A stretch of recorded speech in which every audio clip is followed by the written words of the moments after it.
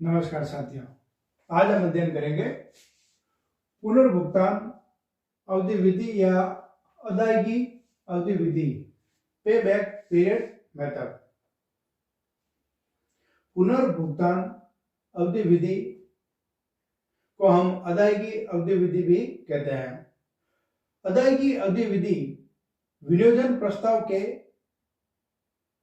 के मूल्यांकन की परंपरागत विधियों में सर्वाधिक प्रचलित एवं लोकप्रिय विधि है। अदायगी अवधि विधि विनियोजन प्रस्तावों के मूल्यांकन की परंपरागत विधियों में सर्वाधिक प्रचलित एवं लोकप्रिय विधि है।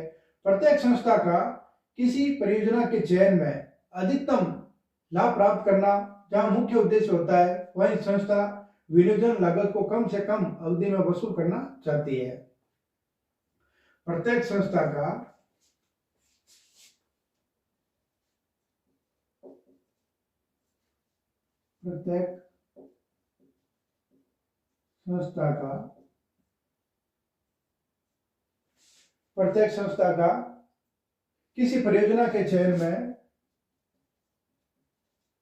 किसी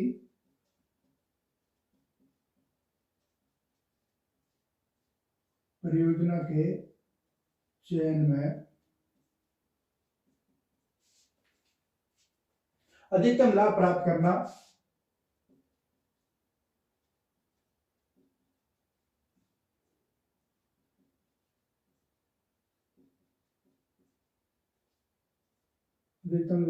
करना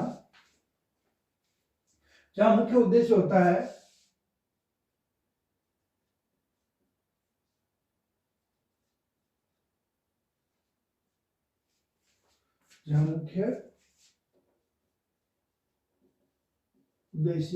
है,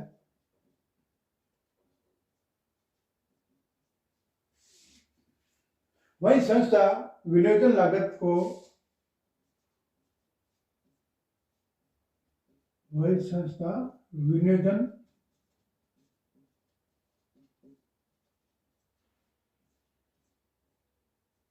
लागत को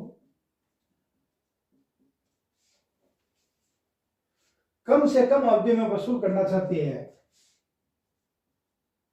कम से कम अवधि में वसूल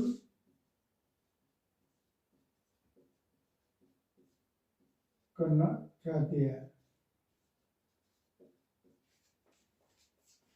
यानी लिमिटेड पीरियड में वह उसे वसूल करना चाहती है। अतः यह अवधि जिसमें एक योजना की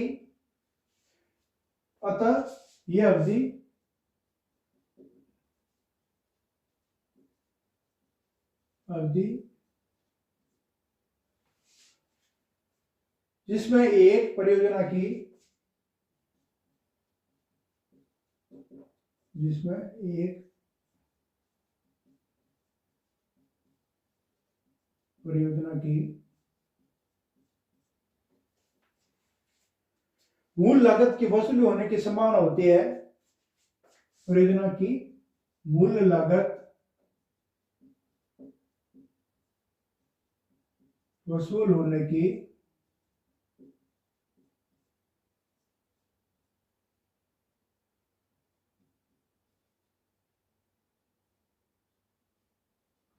संभावना होती है।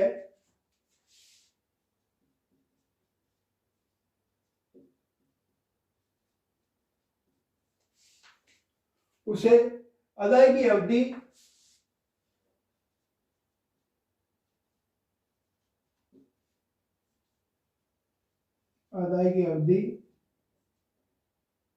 या पुनर्भुगतान अवधि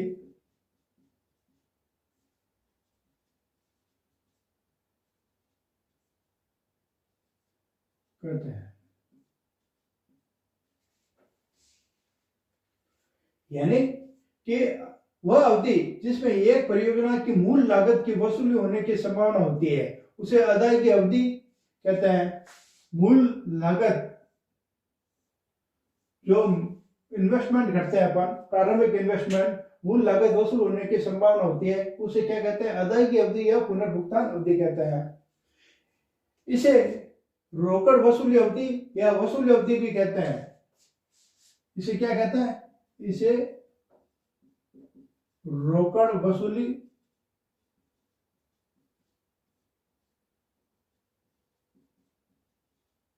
अवधि, कैश रिकवर पीरियड या वसूली अवधि कहते हैं।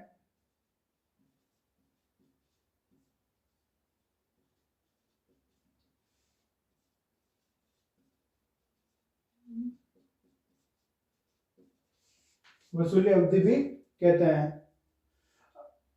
दूसरे शब्दों में हम कह सकते हैं विनियोग की लागत उसे अर्जित की जाने वाली आय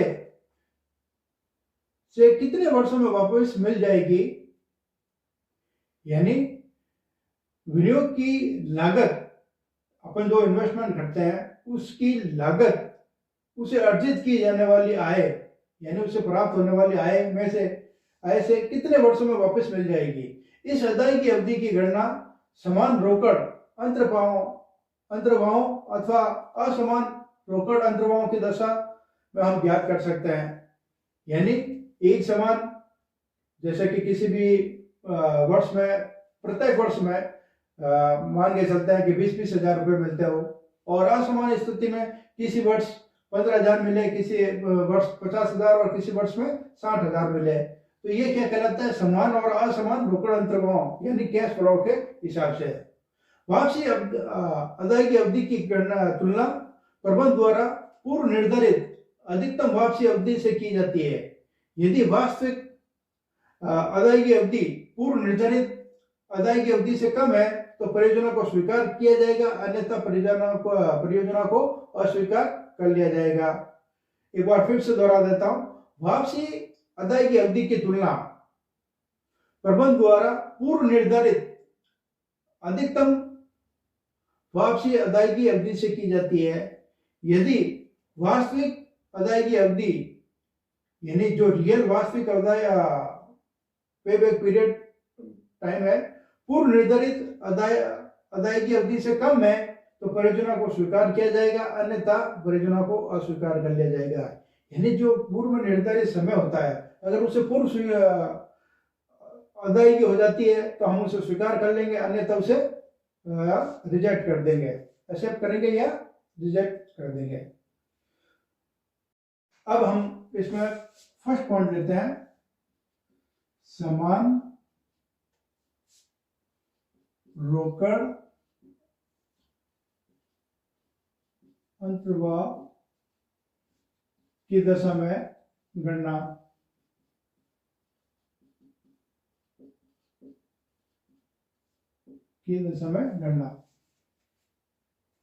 समान रोकड़ अंतर्भाव की दशा में गणना। यदि प्रति वर्ष समान रूप से कैश इनफ्लो प्राप्त होता है, उस समय किस प्रकार से गणना की जाती है? रोकड़ अंतर्भाव यानी कैश इनफ्लो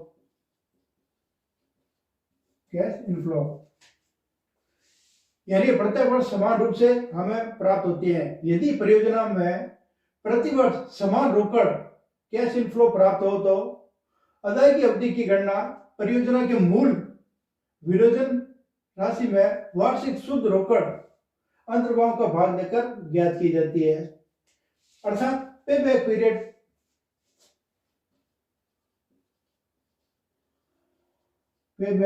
पीरियड बराबर इनिशियल इन्वेस्टमेंट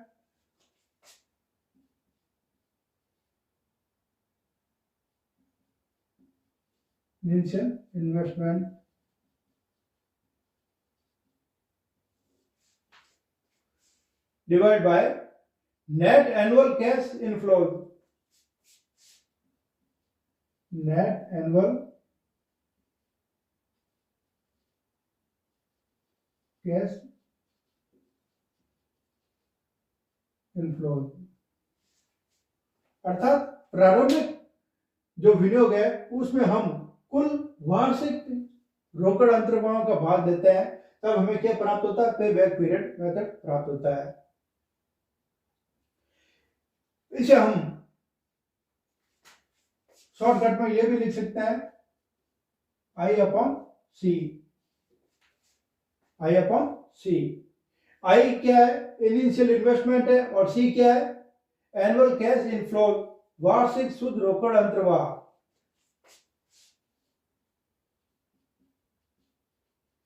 प्रारंभिक विनियोग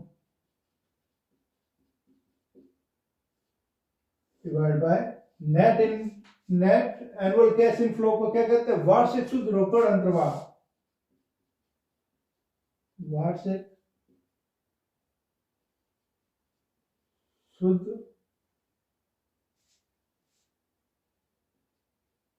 अंतर्वाह कहते हैं। इसे हम अन्य प्रकार से इस प्रकार से भी लिख सकते हैं, इनिशियल इन्वेस्टमेंट को हम क्या कह सकते हैं, नेट इन्वेस्टमेंट भी कह सकते हैं। इनिशियल इन्वेस्टमेंट को क्या कह सकते हैं अपन, net investment.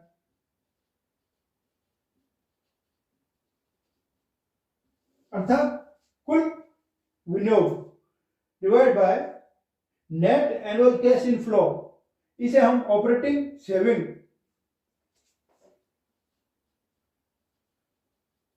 Operating saving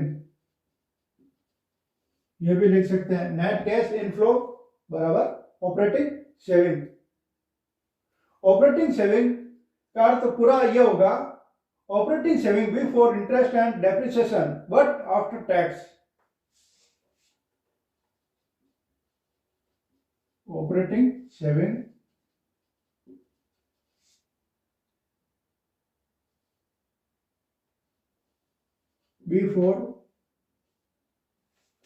before interest and depreciation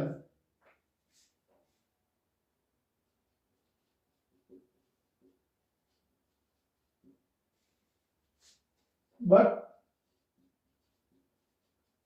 after tax।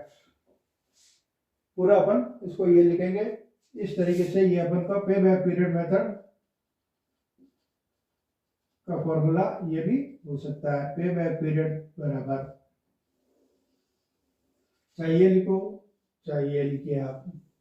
कुछ बुक्स में इस प्रकार से भी लिखा हुआ है, पे बैक पीरियड बराबर initial investment upon net annual cash inflow बराबर ओ आई upon C.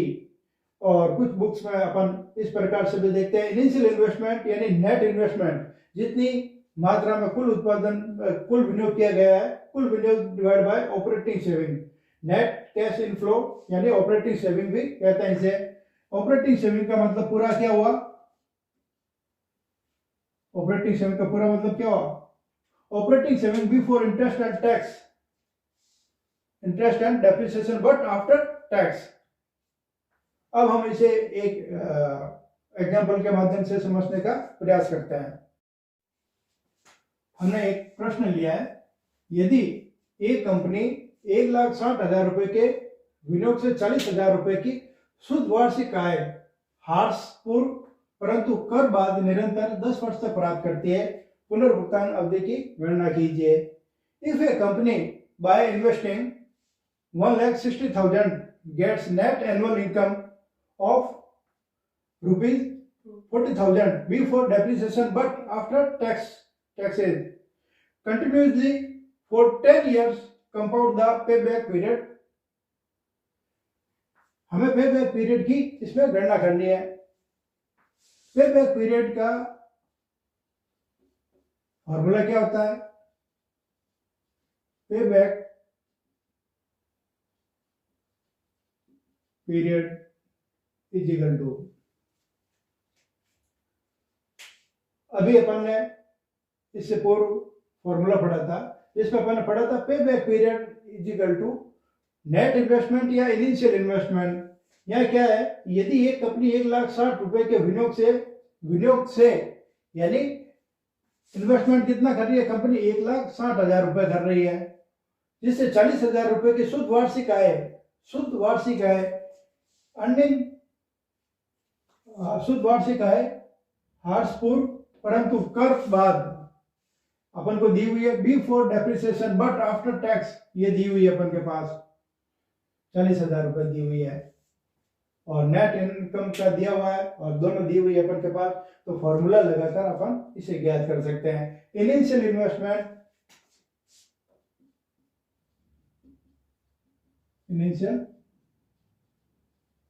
Investment divide by annual net annual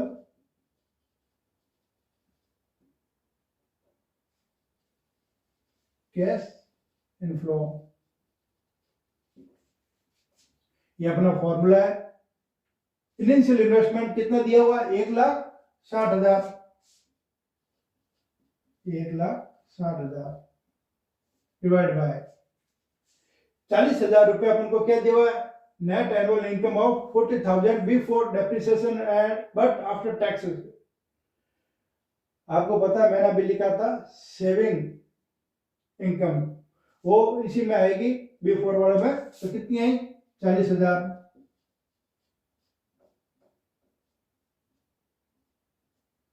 काटने पर कितने प्राप्त होगा? 16 में 4 का भाग देने पर कितने प्राप्त होते हैं? 4 years। 4 साल में पे बैक पीरियड वसूल हो जाएगा उसका। पे बैक पीरियड कितना आएगा? 4 साल आएंगे। 4 साल में यह राशि उसे प्राप्त हो जाएगी। अब हम एक दूसरा एग्जाम्पल लेते हैं जिसमें निम्न आंकड़ों से वार्षिक रोकड़ अंतर्वाह एवं पुनर्भुगतान अवधि ज्ञात करनी है। Find out annual cash inflow and पे back period from following data.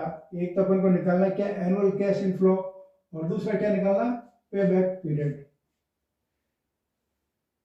इस प्रश्न में प्लांट की लागत कॉस्ट ऑफ प्लांट दी हुई है 30 लाख, प्लांट का जीवन लाइफ ऑफ प्लांट दिया हुआ है 10 साल, और प्लांट का अवशेष मूल्य salvage value of the plant दी हुई है 2 लाख रुपए। हास एवं कर से पूर्व वार्षिक आय 4 लाख रुपए दी हुए। Annual earning before depreciation tax दिया हुआ है 4 लाख रुपए, और कर की दर एज्यूम टैक्स रेट दी हुई है 40%। अब अपन को एनुअल कैश इनफ्लो और डेप्रिसिएशन पे बैक पीरियड दोनों निकालना है।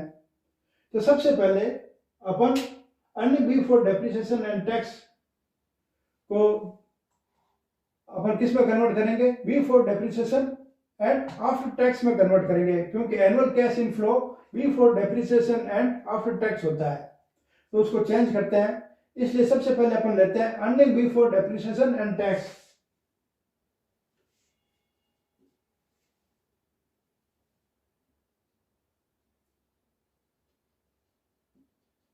Earning before depreciation and tax, ये दिया हुआ प्रश्न में कितना है? 4 लाख रुपए। अब इसमें से सबसे पहले अपन क्या घटाते हैं? डेप्रिसिएशन। डेप्रिसिएशन सीधी वैल्यू नहीं देकर अपन को प्लांट के कॉस्ट दी हुई है, और प्लांट का जीवन काल भी दिया हुआ है, और प्लांट का अवशेष मूल्य, तीनों दिए हुए हैं। अर्थात प्लांट की कुल राशि अर्थात कॉस्ट ऑफ प्लांट कितना दिया हुआ है? 30 लाख रुपए, लेस प्लांट का अवशेष मूल्य जो बचा हुआ है शेष कितना है? 2 लाख, डिवाइड बाय प्लांट का जीवन काल 10 वर्ष दिए हुए हैं, 10 ईयर दिया हुआ है। 30 लाख माइनस 2 लाख बराबर 28 लाख होता है। 28 लाख में 10 का भाग देने पर 2,80,000 रुपए प्राप्त होता है। इसे सॉल्व कर लेते हैं अपन। इसमें से इसको घटा देते हैं।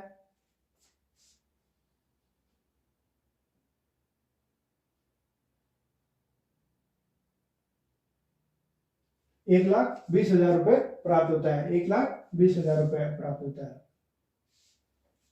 अन्य बिफोर डेप्रिसिएशन एंड टैक्स में से अपन डेप्रिसिएशन घटाते हैं, तब ये राशि अपन को प्राप्त होती है। अब यहाँ प्रश्न में कर की दर भी दी हुई है लेस टैक्स। टैक्स कितना परसेंट दिया हुआ है? एट द रेट 40% दिया हुआ है। 40% किसका? जो राशि प्राप्त हुई है 1,20,000 उसका 40%।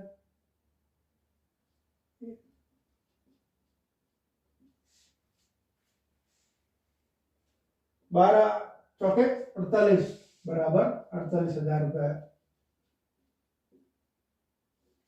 1,20,000 में से 48,000 घटाते हैं तब राशि कितनी प्राप्त होती है?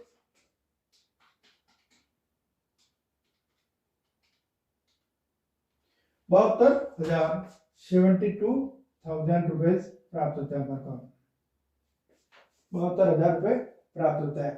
अब अपन को एनुअल कैश इनफ्लो ज्ञात करते हैं, उसमें before depreciation and after tax होता है। तो डेप्रिसिएशन पहले अपन ने लेस किया, अब पुनः क्या करेंगे? इसको ऐड करेंगे, ऐड डेप्रिसिएशन। डेप्रिसिएशन कितना आया था? 2,80,000। तो पूरा इसको वापस जोड़ते हैं, 2,80,000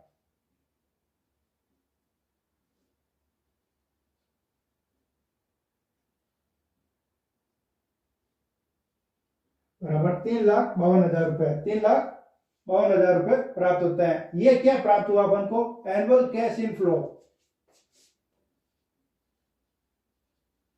एनुअल कैश इनफ्लो, ये अपन को राशि प्राप्त हो गई है। अब जब एनुअल कैश इनफ्लो प्राप्त हो गया तो अपन पे बैक पीरियड आसानी से निकाल सकते हैं। पे back period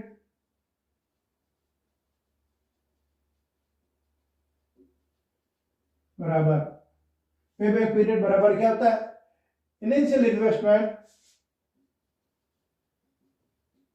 initial investment divide by annual cash inflow बराबर पे बैक पीरियड बराबर इनिशियल इन्वेस्टमेंट कितना दिया हुआ अपन को? प्रारंभिक इन्वेस्टमेंट कितना है? 30 लाख रुपए। क्योंकि प्लांट की जो कॉस्ट है वो कितनी है? 30 लाख रुपए। ये है 30 lakh divide by annual cash inflow 3,52,000। 3,52,000 रुपए बराबर पे बैक पीरियड बराबर 30 लाख में 52,000 का भाग कीजिए आप। 30,52,000 डिवाइड बाय 3,52,000, 8.52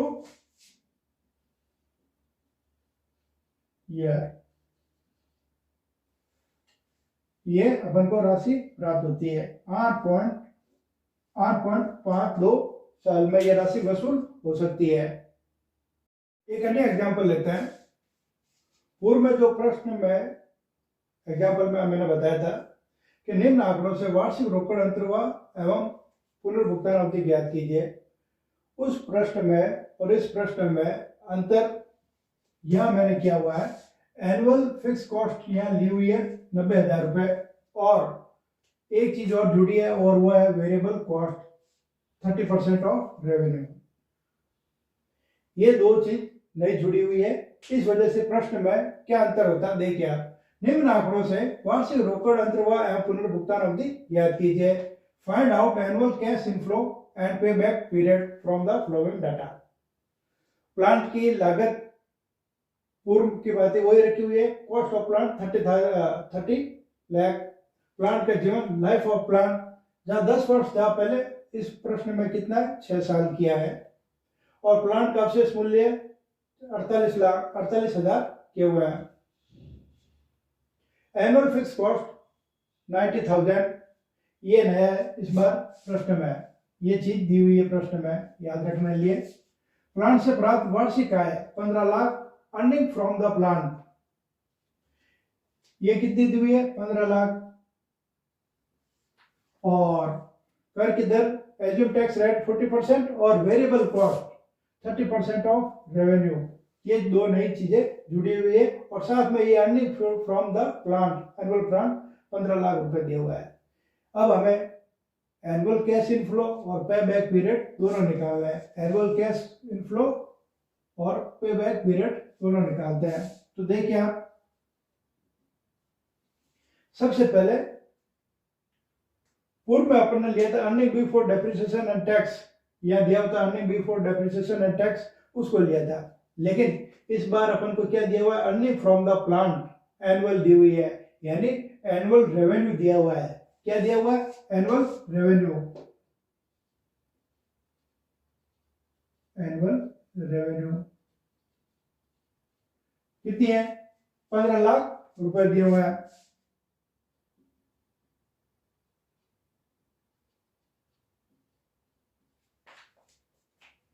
एनुअल रेवेन्यू और साथ में ये दिए हुए एनुअल फिक्स कॉस्ट और एनुअल वेरिएबल कॉस्ट दोनों दी हुई है। 30% ऑफ वेरिएबल कॉस्ट कितनी दी हुई है, 30% ऑफ रेवेन्यू। तो इसे लेस करते हैं, लेस 30% ऑफ एनुअल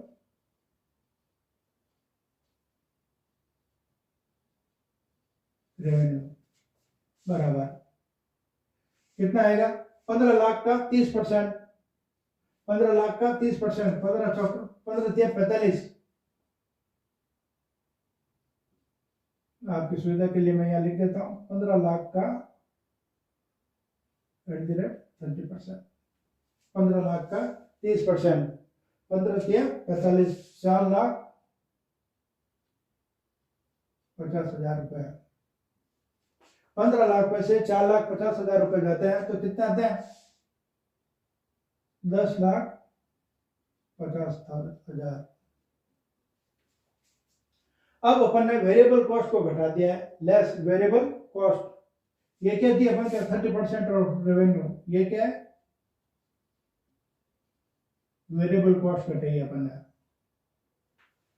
किसको घटाए, वेरिएबल कॉस्ट को। अब अपन एनुअल फिक्स कॉस्ट को भी घटाते हैं, less fix cost. Fix cost प्रश्न में दी हुई है 90,000।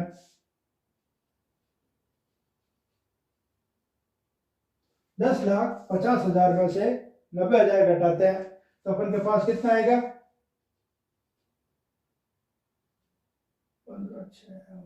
9,60,000 रुपए प्राप्त होते हैं। 9,60,000 रुपए प्राप्त होते हैं। ये क्या प्राप्त होता है, 9,60,000 रुपए। उसी तरीके से earning before depreciation and tax, ये क्या प्राप्त होता है अपन के पास, earning before depreciation and tax, ये अपन को प्राप्त होता है 90,000। ये अपन को राशि प्राप्त होती है 9,60,000 रुपए। अब पूर्व की भांति में ही प्रश्न बिल्कुल उसी प्रकार से करेंगे अपन, लेस डेप्रिसिएशन। डेप्रिसिएशन के लिए अपन को दिया हुआ है, प्लांट की लागत दी हुई है, जीवन काल दिया हुआ है, सब कुछ दिया हुआ है। 30 लाख माइनस प्लांट का अवशेष मूल्य कितना है यहाँ, 48,000 डिवाइड बाय जीवन काल कितना है 6। 30 लाख माइनस 48,000, तो ये आपको प्राप्त होता है 2,29,52,000 डिवाइड बाय 6, तो 4,92,000 रुपए प्राप्त होता है। 4,92,000। इसमें से इसको घटा देते हैं, 8 कितना आएगा, 4,68,000, 4,68,000 रुपए प्राप्त होता है। अब इसमें से क्या घटाता है, less tax at the rate 40%। 4,68,000 का 40%, 4,68,000 का 40%, 4,68,000 इंटू 40%, 1,87,200, 1,87,200 रुपया। 4,68,000 माइनस 1,87,200 करते हैं तो कितना आएंगे? माइनस 4,68,000। तो ये अपन के प्राप्त होता है 2,80,800, 2,80,800 रुपया। ये टैक्स घटाने के बाद में प्राप्त हो रहा है। फिर जब अपन डेप्रिसिएशन घटाते हैं उसके बाद में वापस क्या करते हैं अपन? ऐड डेप्रिसिएशन करते हैं। क्यों करते हैं अपन? क्योंकि अपन को क्या चाहिए? Before depreciation and after tax करते हैं तब अपन के पास प्राप्त क्या होता है? एनुअल कैश इनफ्लो प्राप्त होता है। तो डेप्रिसिएशन यहाँ कितना था अपने पास में? डेप्रिसिएशन था यहाँ पर 4,92,000। ऐड कर दो, ऐड करेंगे तब कितना आएगा? 8,002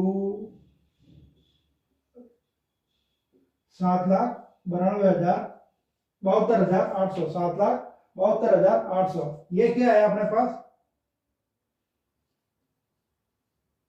annual cash inflow, annual cash inflow before depreciation. ये क्या है? बिफोर डेप्रिसिएशन एंड टैक्स घटाने के बाद में ये अपन को राशि प्राप्त हुई। एनुअल कैश इनफ्लो अपन को प्राप्त हो गया 7,72,800। अब अपन पे बैक पीरियड निकाल सकते हैं।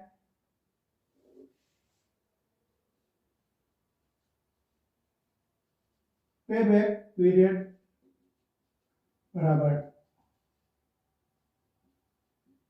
Initial investment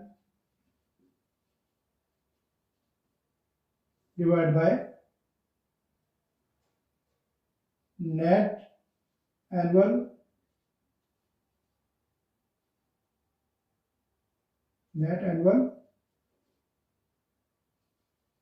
cash inflow.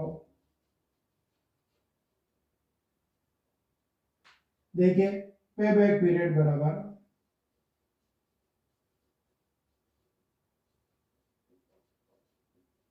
Net initial investment कितना दिया हुआ है अपन को प्रश्न में? प्लांट की कॉस्ट दी हुई है 30 लाख रुपए divide by net annual cash inflow अपन ने निकाला कितना? 7,72,800, 7,72,800 बराबर भाग दीजिए 30 लाख में।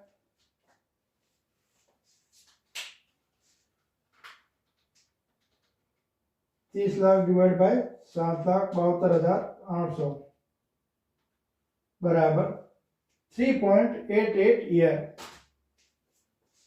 पे बैक पीरियड अपन का कितना है? 3.88 ईयर। यह अपन का पे बैक पीरियड प्राप्त हुआ।